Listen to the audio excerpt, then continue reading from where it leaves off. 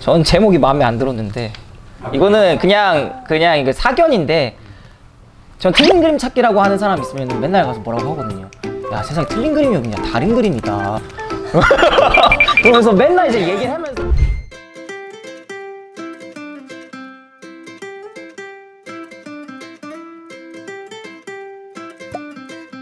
다음 시로 한번 넘어가 보죠.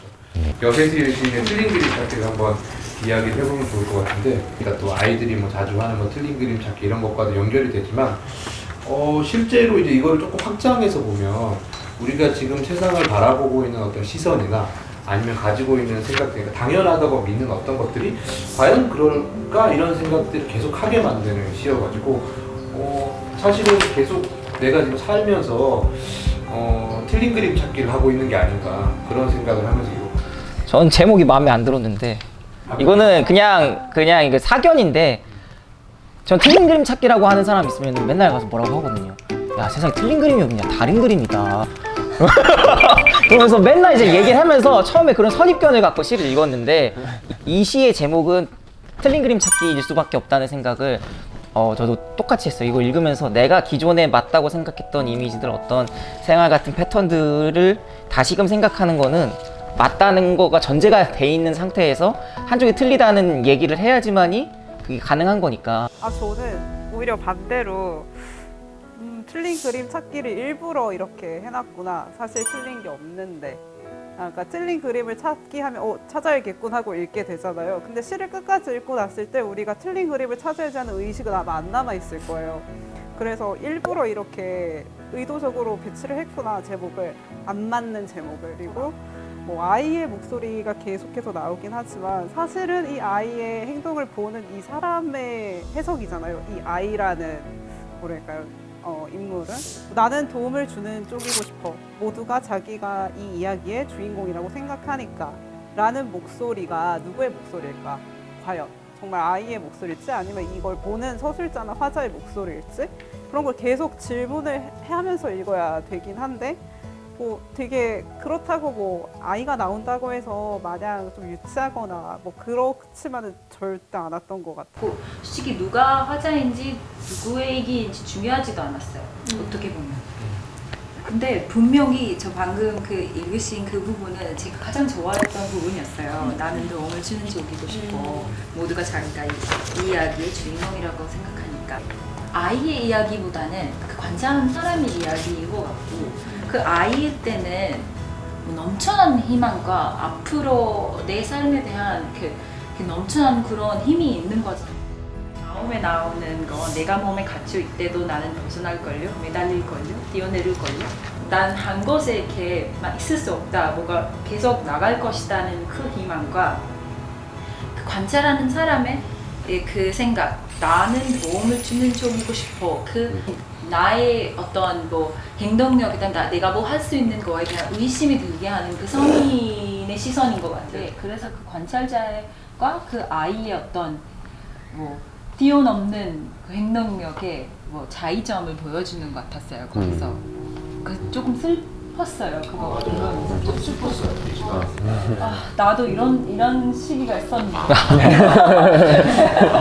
그러니까 이 시에서 느껴지는 막 그 아이의 정말 천방지축 자유분방한 이런 모습들이 언제 이런 감각을 나는 잃어버렸지? 이런 생각을 하면서 아까 말씀하신 그 구절, 내가 세상의 주인공은 아니구나 라는 거. 그러면 내가 주인공이 아니니까 도움을 주는 사람이 돼야 되겠다 라고 마음을 먹는 그런 어떤 순간 같은 것들이 이렇게 인정하고 감당하면서 조금씩 커나가는 어떤 그런 과정들을 좀 상기시키면서 지금 새롭게 자라나고 있는 누군가를 바라볼 때 어떤 복합적인 감정 같은 것들이 이 시에서 좀 드러나 있다는 생각이 들어서 말씀하신 대로 저도 조금 슬펐어요, 읽고 나서.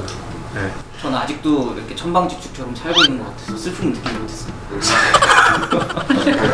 네, 저는 아직도 햇볕을 꿀꺽하고 펄짝하고 이렇게 살고 있는데 끝나고 나이 좀 물어봐야 되겠네. 정신적 연령이 나이 확인도 안 했는데.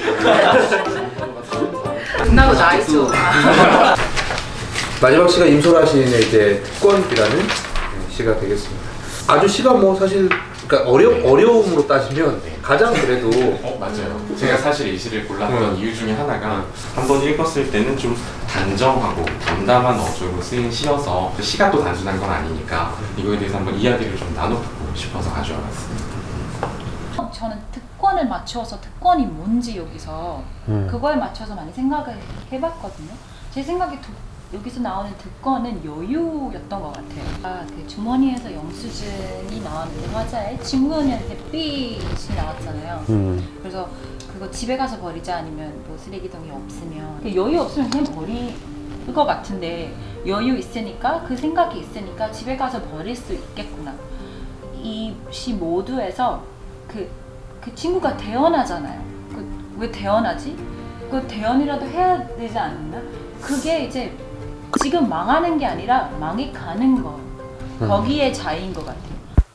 저는 시 4편 중에 이게 제일 어려웠어요. 진짜 어려웠어요. 왜냐하면 특권이라는 것은 굉장히 정치적인 단어잖아요. 읽는 사람이 어떻든 간에 특권이란 단어 앞에서 나의 스탠스를 정해야만 돼요. 이걸 읽으려면. 저는 그렇더라고요. 그러면 진짜 단도직입적으로 이렇게 물어볼 수 있겠죠. 읽은 시에서 특권을 가졌던 사람은 누군가요? 라고 했을 때 저는 화자라고 생각했어요. 나. 그리고 그와 대비되는 정반대편의 친구가 있는 거죠. 네, 나가 저는 굉장히 무심한 사람이라고 생각했어요. 영수증 버려달라고 뭐 그게 아니라 아무 생각이 없는 거예요. 영수증을 주든 말든 뭐 아무 생각이 없이 그냥 넣은 거죠. 넣은 거고. 그리고 왜 그렇게 느꼈냐면 그 사연에서 나가 묻잖아요. 친구한테. 야, 너 이렇게 태어나도 되는 거야? 라고 했을 때 그게 뭐 걱정이나 뭐 그런 거라기보다 태어나면 안 될 것 같은데? 라는 단순한 마음이었고 그러자 그 다음에서 친구가 이제 웃으면서 야, 태연만이라도 해봐야 되지 않을까? 라는 게 뭔가 어떤 여유라던가 뭐 그렇다기보다는 체념? 내가 할 수 있는 게 아무것도 없어요. 그러니까 완전히 어떤 무능력한 상태 그런 도전이나 노력을 할 구체적인 기회가 아무것도 없이 내가 할 수 있는 거는 어떤 제스처나 애티튜드를 바꾸는 것밖에 없는 거죠. 태연만이라도 해봐야 되지 않을까? 그게 이제 햇빛이랑 연결이 된다고 저는 느꼈어요. 특권을 아까 그 망해가는 어떤 여유로 읽어내신 건 되게 신기했어요. 저는 임소라 시인이시지만 소설도 쓰시잖아요. 최근에 발표하신 소설들이나 뭐 다른 작품들 보면 개가 중점적으로 등장하는 작품들이 생각보다 많아서 개를 가운데 두고 읽기는 했거든요. 이 어떤 상실된 개 혹은 상실된 존재에 대해서 놓지 못하는 사람의 이야기로 읽었던 것 같아요. 이게 다 그 어미가 다 과거 시제로 쓰이다가 그 현재 시제로 쓰인 부분이 딱 2군데밖에 없어요. 어디냐면은 그 여자네 집에서 걔가 지금 노래를 한다라는 부분하고 마지막에 걔를 씻긴다. 여기가 지금 현재 시제가 이거 2개밖에 없거든요. 그래서 그 부분도 사실 이런 시제도 사실 넣어서 읽어보면 이게 또 다르게 해석되는 부분도 있는 것 같습니다. 그러니까 보통 우리가 과거형으로 쓰인 것들이 이제 실제로 일어났던 일이고 현재형은 어떤 환상이나 상상의 영역 아닐까. 그러니까 걔가 사라졌다면서 기뻐하다가 이렇게 얘기하면 안 되지 하고 미안했던 옆집 여자가 지금 걔를 키우고 있다는 거잖아요.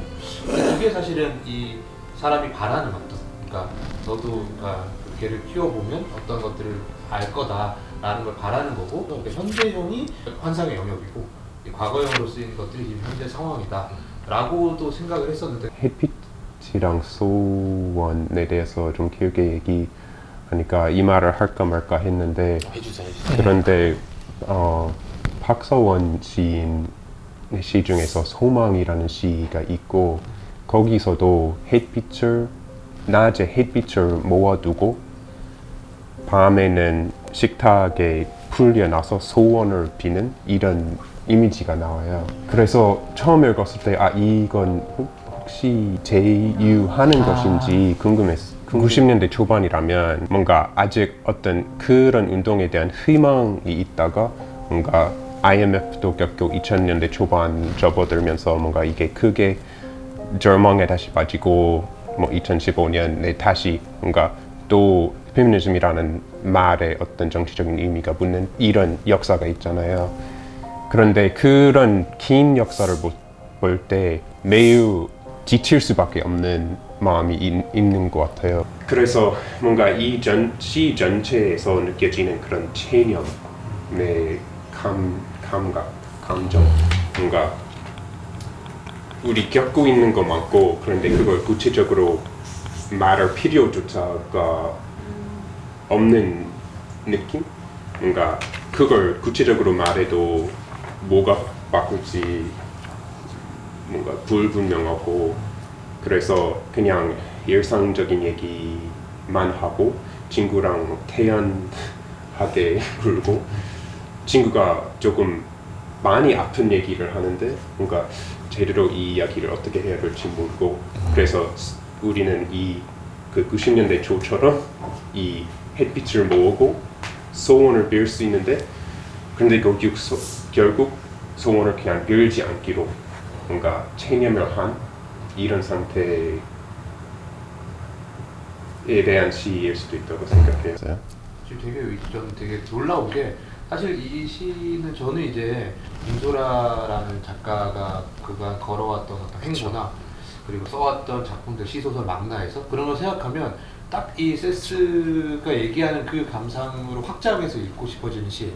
그러니까 이 특권이라는 제목부터 시작해서 이 시가 담고 있는 어떤 감각이 저한테는 임소라라는 그 작가가 이제 그동안 해왔던 어떤 작업들하고 굉장히 이제 겹쳐져서 놀랍게도 그런 어떤 그 흐름 같은 것들을 또 얘기를 이 시를 통해서 얘기를 해줘서 되게 신기하다는 생각도 들고 이 정도에서 시는 정리하고 이제 소설로 넘어가 보도록 하겠습니다.